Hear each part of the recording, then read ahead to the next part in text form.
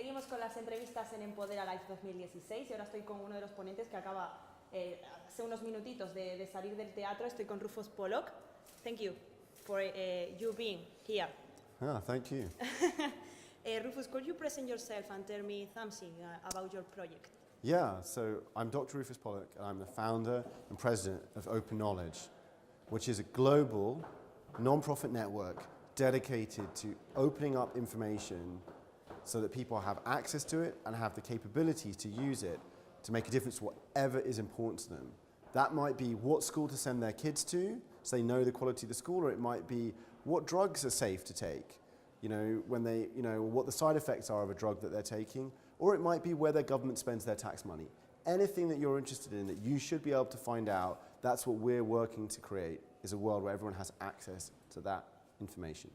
Rufus, could you make me a resume of your interview for here today? Yes, thanks. So what I spoke about today was how do we create an open world, an open information age.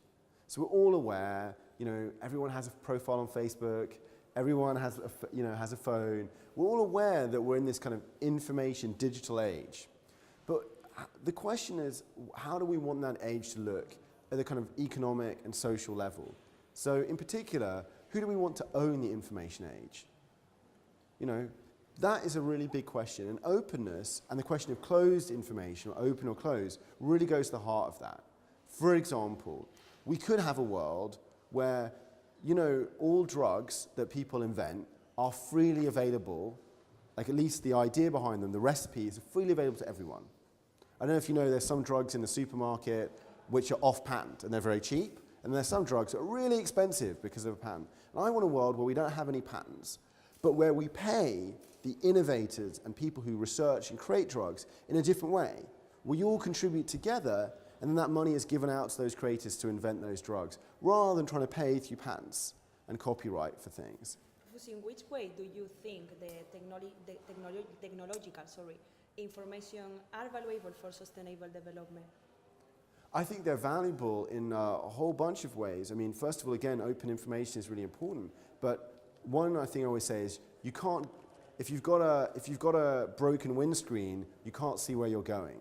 So a lot of sustainable development is actually about going somewhere, improving development, but also doing it in a sustainable way. But a big part of that is about information, knowing what we're doing, knowing where we're driving.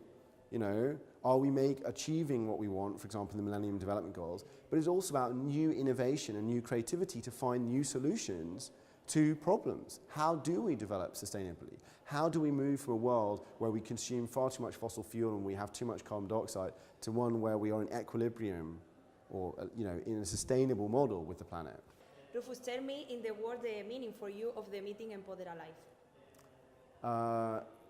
I guess empowerment, from the word, and I think also civic and social innovation to empower people in whatever area of their lives, socially, economically, culturally, to take a bigger part in their society and to have freedom to do that in the way they want. Thank you, Rufus. Thank you. Thank you.